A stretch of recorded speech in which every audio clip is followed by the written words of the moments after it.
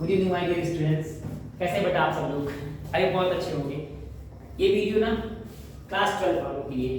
Class 12 important वैसे हम बात करने जा रहे हैं फिजिक्स की, केमिस्ट्री और बायो। ऊपर जानते हैं कि इसके लिए एनसीईआरटी आती है, फिजिक्स भी एनसीईआरटी से आती है लेकिन टोटली नहीं। सारे के सारे क्वेश्चन एनसीईआरटी से नहीं आते। अगर आपको ज़्यादा अच्छे मार्क्स आप गेन करने हैं तो फिर आपको एनसीईआरटी के अलावा भी बहुत सारे क्वेश्चन लगाने पड़ेंगे।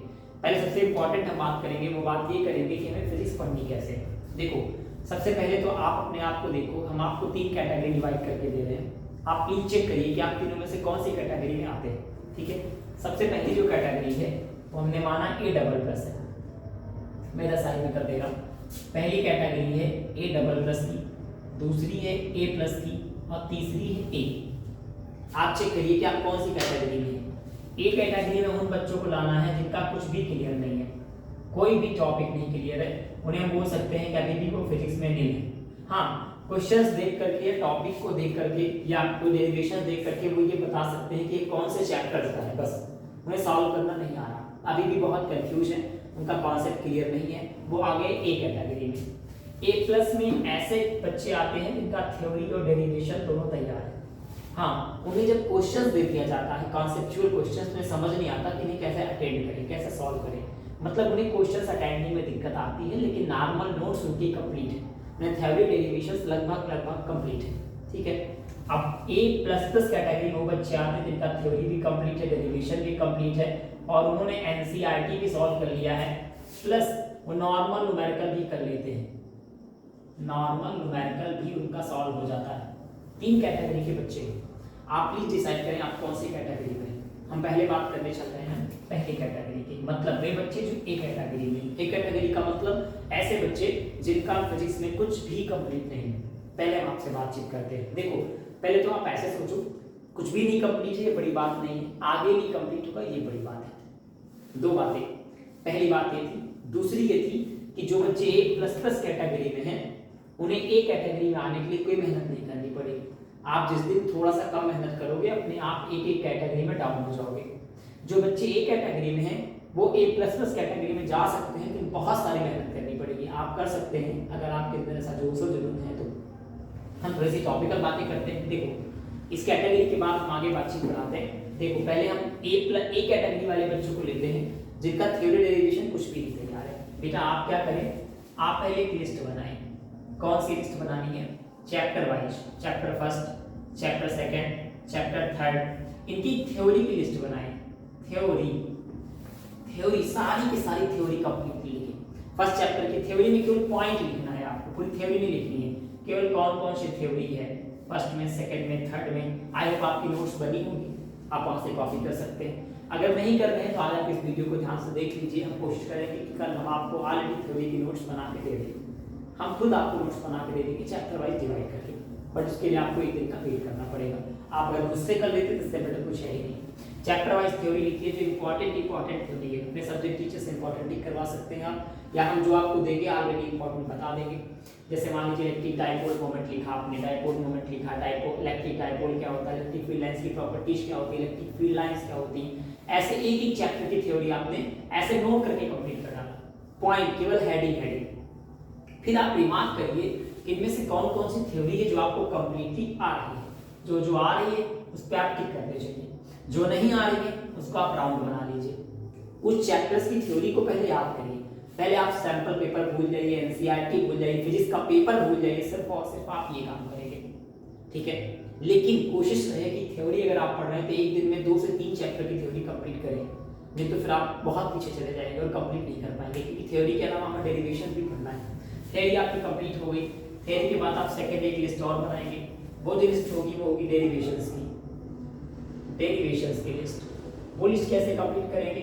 आप वही same to same chapter wise, मान लीजिए एक डेरिवेशन से कूलम्स लॉ का आपने लिखा है F = Q1 Q2 by r²। आपने एक डेरिवेशन इसी में और इंक्लूड किया, मान लीजिए E = KQ by r²। देखिए, पहले आप डेरिवेशन का नाम लिखेंगे कि आप डेरिवेशन लिख रहे हैं, क्या है, electric field due two point charge. फिर आप मान लीजिए electric field due two point charge लिखेंगे, उसका फार्मूला लिखेंगे। ऐसे करके आप चैप्टर वाइज डेरिवेशन की लिस्ट बनाएंगे।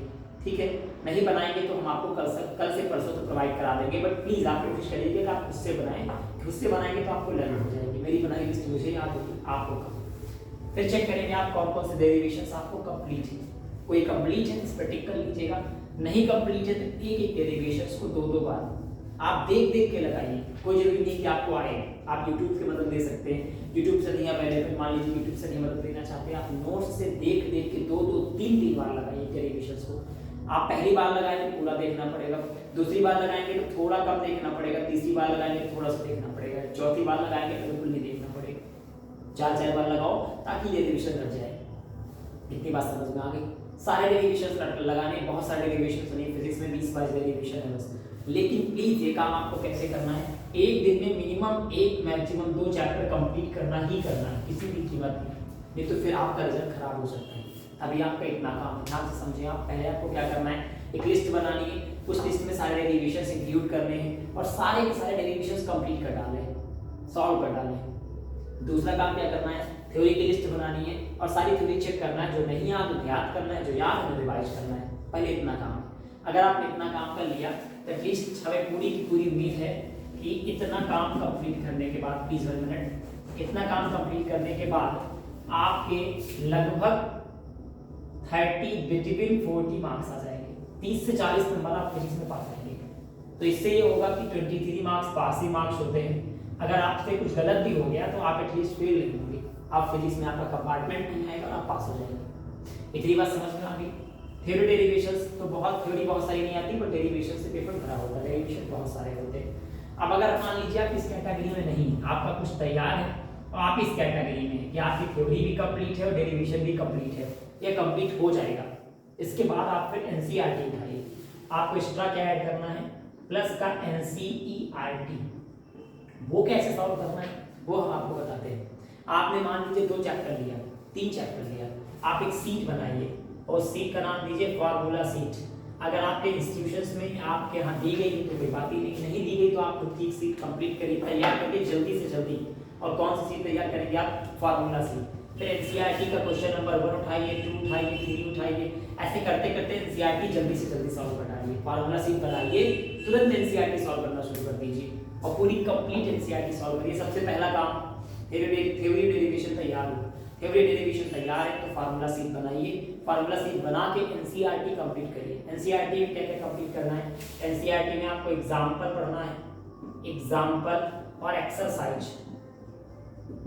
इससे क्या फायदा मिलेगा, अगर आपने एग्जांपल एक्सरसाइज लगा लिया तो आपकी न्यूमेरिकल अंडरस्टैंडिंग बन जाएगी, आपका कॉन्सेप्ट क्लियर हो जाएगा, आपको समझ में आ जाएगा कि क्वेश्चंस कैसे बनने हैं। यहाँ तक की बात समझ आ गई। अगर आपने इतना कंप्लीट कर लिया है, आपके थ्योरी डेरिवेशंस तैयार है, एनसीईआरटी आपने एक बार पढ़ लिया है, आप मेरे में नहीं है तो आपकी दूसरी कैटेगरी में है। अगर आप दूसरी कैटेगरी में हैं तो फिर आपके लिए इंपॉर्टेंट काम ऊपर वाला है, ठीक है। अब अगर आपकी तीनों चीजें तैयार है, ध्यान से समझे, थ्योरी तैयार है, डेरिवेशंस तैयार है, फार्मूला सीट आपको कंप्लीट है, एग्जांपल आपने पढ़ लिया एक बार, एक्सरसाइज आपने लगा लिया है, तो लास्ट ऑप्शन आपके पास आता है, उस ऑप्शन का नाम है सैंपल पेपर। आपको क्या करना है, सैंपल पेपर। बहुत सारे नहीं सॉल्व करने हैं, लेकिन कम भी नहीं सॉल्व करने हैं। मिनिमम 5 सैंपल पेपर सॉल्व करना है, मैक्सिमम 15-20 जितने आप कर पाए ये करने ही करने हैं। नहीं तो फिर आपका, देखिए अगर आप यहाँ तक आ गए तो मतलब आप 30 से 40 नंबर पा सकते हैं। अगर आप यहाँ तक चले गए मतलब आप 50 नंबर तक पा सकते हैं। आप 50 से ज्यादा नंबर पाना चाह रहे हैं, आप फिजिक्स में कि हमें 60 नंबर मिले, 65 मिले, प्लस 65 प्लस मिल जाए, 65 प्लस मार्किंग के लिए आपको फिर ऊपर वाली स्ट्रेटजी फॉलो करनी पड़ेगी। आपकी थ्योरी कंप्लीट हो, डेरिवेशन कंप्लीट हो, एनसीईआरटी कंप्लीट हो, न्यूमेरिकल नॉर्मल न्यूमेरिकल आप लगा सकते हो, न्यूमेरिकल अंडरस्टैंडिंग आपकी अच्छी हो तो आपके सैंपल पेपर हो जाएंगे। सैंपल पेपर कैसे सॉल्व करना मैं आपको बताता हूँ। सैंपल पेपर सॉल्व करने के 2 तरीके हैं आपके पास। पहला तरीका ये है कि आप 3-3 चैप्टर ले लीजिए, कोई 3 चैप्टर फिजिक्स के लीजिए, पहले उसको रिवाइज करिए, रिवाइज करने के बाद 5 सैंपल पेपर लीजिए और 5 सैंपल पेपर से तीनों चैप्टर के क्वेश्चंस को टिक कर लीजिए। दोबारा 3 चैप्टर लीजिए, तीनों चैप्टर्स को पहले रिवाइज करिए, रिवाइज करके उनकी थ्योरी पढ़िए, डेरिवेशंस पढ़िए, नोट्स से उनकी फार्मूला सीट एक बार चेक कर लीजिए, एनसीईआरटी एक बार चेक कर लीजिए, फिर सैंपल पेपर पे आइए। 5 सैंपल पेपर से तीनों चैप्टर के क्वेश्चंस को टिक करके बाहर निकाल लीजिए। एक सैंपल पेपर उठाया आपने, सारे क्वेश्चन टिक कर लिए जो 3 चैप्टर से बिलोंग कर रहे थे, पेंसिल से गोला बना लिया आपने, उसको पहले सॉल्व करिए, फिर दूसरे सैंपल पेपर का, फिर तीसरे का, फिर चौथे का, फिर 5वें का। अगर 5 आपको ज्यादा लगा तो 3 सैंपल पेपर ले लीजिए, 3 सैंपल पेपर में 3 चैप्टर्स के बहुत ज़्यादा होंगे, दोबारा 15 क्वेश्चन होंगे, उन्हें पहले सॉल्व करिए। ऐसे करके आप 5 सैंपल पेपर सॉल्व कर सकते हैं, ठीक है। फिर अगला 3 चैप्टर लीजिए, फिर अगला 3 चैप्टर लीजिए, फिर अगला जो बचा हुआ चैप्टर लीजिए, ठीक है। एक एक यूनिट आप ले सकते हैं, एक बार इलेक्ट्रोस्टैटिक्स ले लीजिए, फिर इलेक्ट्रोडायनामिक्स ले लीजिए, फिर मैग्नेटिज्म ले लीजिए, फिर ऑप्टिक्स ले लीजिए, फिर क्वांटम फिजिक्स ले लीजिए, लास्ट में सेमीकंडक्टर ले लीजिए। ऐसे भी आप सॉल्व कर सकते हैं, ये पहला तरीका है। दूसरा तरीका क्या है कि आप पूरा एक सैंपल पेपर ले लीजिए, पूरा एक सैंपल पेपर लीजिए, उसके जितने क्वेश्चंस आपको आ रहे हैं उन्हें करिए, नहीं आ रहे तो उन्हें देख देख के करिए, मगर करिए जरूर। ध्यान दें सैंपल पर सॉल्व कैसे करना है। आपको एक आंसर शीट लेनी है, मार्केट में अवेलेबल होती है ऑलरेडी, किसी भी कॉपी किताब की दुकान पे जाकर के आप एक आंसर शीट ले लीजिए। आंसर शीट का मतलब हुआ कि वो कॉपी जो आपको पेपर के दौरान दी जाती है, वैसे बढ़िया सी कॉपी ले लीजिए, उसमें दोनों तरफ लाइनिंग करिए। आप इधर लाइनिंग किया, फिर इधर लाइनिंग किया, यहाँ बीच में आपने लिख दिया मान लो सेक्शन ए। सेक्शन ए आपका टोटली ऑब्जेक्टिव होता है, इसे किसी भी ब्लू पेन से लिख के आप अंडरलाइन कर दीजिए। ध्यान रखें ब्लू पेन यूज करना है, ब्लैक नहीं। 2 ब्लू पेन यूज कर सकते हैं आप। सेक्शन ए लिखा आपने, सेक्शन ए के बाद आप लिखिए आंसर नंबर 1। आंसर नंबर 1 में मान लीजिए ऑप्शन सी सही है तो आप यहाँ लीजिए सी। मान लीजिए सी के सामने लिखा हुआ है 0 तो आप लिखिए 0। फिर 2 लाइन छोड़िए, 2 लाइन की गैपिंग के बाद आप लिखिए आंसर नंबर 2। फिर आंसर नंबर 2 का जो भी सही, मान लीजिए डी सही है डी लिखिए, यहाँ जो भी पाई 2 सही है पाई 2 लिखिए। ऐसा आपको कॉपी लिखना है कि एग्जामिनर को कॉपी चेक करते समय मार्किंग स्कीम की तरफ देखने की रिक्वायरमेंट ना हो। आप ऐसा आंसर लिखिए कि आंसर क्वेश्चन दोनों एक में मिक्स हो जाए, एग्जामिनर आंसर को पढ़े समझ जाए कि ये लिखा है आपने, आपने सी लिख के छोड़ दिया, अब एग्जामिनर मार्किंग स्कीम से चेक कर रहा सी का आंसर क्या है। तो ऐसा करना है कि सुविधाजनक लगे और ये बड़ा खूबसूरत भी लगेगा। 2 लाइन अंडरलाइन करते चलिए, 2 लाइन छोड़ते रहिए। कुछ ऐसा करना है कि एक पेज में 4-5 क्वेश्चन से ज्यादा ना हो, ऑब्जेक्टिव क्वेश्चन। फिर सेक्शन बी पे जब आप जाइए, अगला पेज ओपन करिए, अगले पेज में आप बड़ा बड़ा लिखिए सेक्शन बी, फिर आंसर नंबर 21, आंसर नंबर 22, जो भी आपका पड़ता है डबल अंडरलाइन। अब मान लीजिए फॉर एग्जांपल कि आपको आंसर नंबर 21 नहीं आ रहा है, तो आप आंसर नंबर 21 के लिए आंसर नंबर 21 लिखिए, उसके लिए जगह छोड़ दीजिए, 3 लाइन 4 लाइन 5 लाइन। फिर आप आंसर नंबर 22 करने लगिए, आंसर नंबर 23 करने लगिए। जो क्वेश्चंस आपको आ रहे हैं उन्हें अटेंड करिए, जो नहीं आ रहे हैं उनके लिए आंसर नंबर डाल के जगह छोड़ दीजिए। जगह छोड़ने से क्या फायदा होगा, जब आप पूरा पेपर कंप्लीट कर चुके होंगे तो पेपर करने के बाद आपको याद आएगा कि आपने कहीं पर जगह छोड़ी है, फिर आप उस जगह पर जाएंगे। आपको कुछ भी नहीं आ रहा होगा तो एटलीस्ट कुछ ना कुछ तो सोच के आप लिखेंगे। और देखिए अगर आप पूरा क्वेश्चन छोड़ देंगे, नहीं करेंगे तो पक्का नंबर नहीं मिलेगा। अगर आप उस क्वेश्चंस के आंसर में कुछ ना कुछ लिखते हैं तो शायद कुछ नंबर मिल जाए। हो सकता है कि 1-2 नंबर से आपके मार्क्स रुक रहे हो, आप फेल होने के कगार पे हो, तो एग्जामिनर 1-2 नंबर बढ़ा के आपको पास कर देता है। यहाँ तक की बात क्लियर हुई। एक बार फिर से रिवाइज कर लें आप। पहले आप क्या पढ़ेंगे, थ्योरी पढ़ेंगे, फिर डेरिवेशन पढ़ेंगे, फिर एनसीईआरटी सॉल्व करेंगे। पहले थ्योरी, फिर डेरिवेशन, फिर एनसीईआरटी चैप्टर वाइज, फिर नॉर्मल न्यूमेरिकल्स होगी, कहाँ से एनसीईआरटी सॉल्व होगी, फिर नॉर्मल न्यूमेरिकल्स हो गया। फिर आप सीधे सैंपल पेपर उठाएंगे। सैंपल पेपर आपको कैसे सॉल्व करना है, कॉपी में नहीं सॉल्व करना, आंसर शीट लेनी है आपको, जाकर के किसी बुक स्टॉल से आंसर शीट खरीद लेनी है, 10-20 खरीद लीजिए आप, 2-3 रुपए की आती है।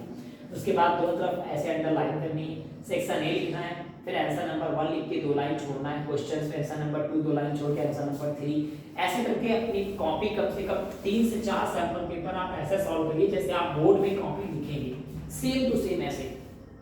साथ साथ आपको ये भी देखना है कि एक सैंपल पेपर सॉल्व करने में आपने कितना टाइम लिया, 2 घंटे लगे, 2.5 घंटे लगे, 3 घंटे लगे। कोशिश करें कि 3 घंटे से ज़्यादा ना लगे। जब आप पहला सैंपल पेपर सॉल्व करेंगे तो हो सकता है आपको 3 घंटे से ज़्यादा लगे, दूसरा करेंगे तो 15-20 मिनट कम लगेगा, फिर तीसरा करेंगे, फिर चौथा। जब आप 5वें सैंपल पेपर पे आएंगे बेटा ना, तो आपको हो सकता है कि आपका सैंपल पेपर 2 से 2.5 घंटे में सॉल्व हो जाए।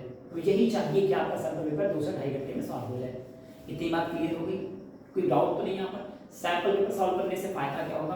सैंपल पेपर सॉल्व करने से आपको ये पता लगेगा कि जो डेरिवेशन हमने तैयार किया है वो क्वेश्चंस में कैसे आता है। जैसे आपने डेरिवेशन रख लिया, आपको पता ही नहीं कि क्वेश्चन कैसे पूछा जाता है। मान लीजिए उन्होंने क्वेश्चन को हल्का से घुमा के पूछ लिया, आपको आता है क्वेश्चन लेकिन आप अंडरस्टैंड नहीं कर पा रहे हो, क्वेश्चन को सॉल्व नहीं कर पा रहे हो, ब्रेक नहीं हो रहा, समझ नहीं आ रहा कि कैसे करना है। तो सैंपल पेपर सॉल्व करने से, 2 3 4 5 सैंपल पेपर सॉल्व करने से एटलीस्ट मुझे ये पता लग जाएगा कि जो डेरिवेशन हमने पढ़ा है ये पेपर में किस हिसाब से पूछा जाएगा, कौन सी लैंग्वेज में पेपर में आएगा। उसी लैंग्वेज को कॉपी करके हम आगे काम चला लेते हैं। यहाँ तक की बात समझ में आ गई। पता लगा तुमने tau is equal to P sine theta पढ़ लिया, उसने पूछ लिया डाइपोल मोमेंट की कोई कंडीशंस पूछ, तुम्हें पता ही नहीं, तो जब आप सैंपल पेपर का आंसर देखोगे तो लगेगा वो तेरी तो साला ही पूछा था का, अपन को तो पता नहीं था, तो बवाला करे पड़े रहोगे। यहाँ तक की बातें क्लियर हो गई। अभी आप में से किसी को कोई कंफ्यूजन है तो प्लीज आप कमेंट में बता सकते हैं। ये क्लियर हो गया। पहले कहाँ से पढ़ना है, थ्योरी रिवीजन, फिर एनसीईआरटी, फिर उसके बाद सैंपल पेपर। पहले सैंपल पेपर मत उठाइएगा, नहीं तो आप डिसॉल्व कर जाएंगे, आपकी प्रॉब्लम्स बन जाएगी, फिर आप सॉल्व नहीं कर पाएंगे, फिजिक्स बहुत दिक्कतें बनेंगी। और दूसरी सबसे बड़ी सलाह ये है कि प्लीज आप ये सब सिर्फ करिएगा नहीं, किसी न किसी को दिखाइएगा जरूर, क्योंकि जो चीज़ दिखाई नहीं जाती वो कभी भी सही नहीं होती है। भले आप अपने मम्मी पापा को दिखाएं, अपने किसी टीचर्स को दिखाएं, किसी मेंटर को दिखाएं, किसी टीचर से जाके मिल लीजिए, ऑनलाइन ऑफलाइन किसी भी किसी तरीके से आप उसको कॉपीज भेजते रहिए, ताकि वो चेक करके एक बार आपको बता सके कि आप जो कर रहे हो उसमें कहाँ कहाँ भी इम्प्रूवमेंट करना है। बोर्ड में आना इम्पोर्टेंट नहीं है, आपको जो आ रहा है उसे व्यक्त करना ज़्यादा इम्पोर्टेंट है, क्योंकि व्यक्त करने के नंबर मिलते हैं, आने के नहीं। तुम्हारे दिमाग में क्या भरा पड़ा है, बोर्ड वालों को इससे मतलब नहीं, आपने कॉपी में कितना भरा है बोर्ड वालों को इससे मतलब। ठीक है, फिर मिलते हैं अगले वीडियो में। हम पूरी कोशिश करेंगे कि अगला वीडियो जो होते हैं उसमें आपकी इंपॉर्टेंट थ्योरी कवर करके दे दें, फिर अगले वीडियो में हम आपको खुद डेरिवेशन की लिस्टिंग करके दे देंगे। बस आज के लिए इतना ही। एक बार फिर से आप सभी का बहुत बहुत धन्यवाद और बहुत सारा आभार कि आप सब हमारे साथ ऐसे ही बने, ऐसे अपना प्यार बनाए रखिए। हम कोशिश करेंगे कि बहुत जल्द हम लोग बहुत सारे कंटेंट के साथ अवेलेबल होंगे। थैंक यू बेटा।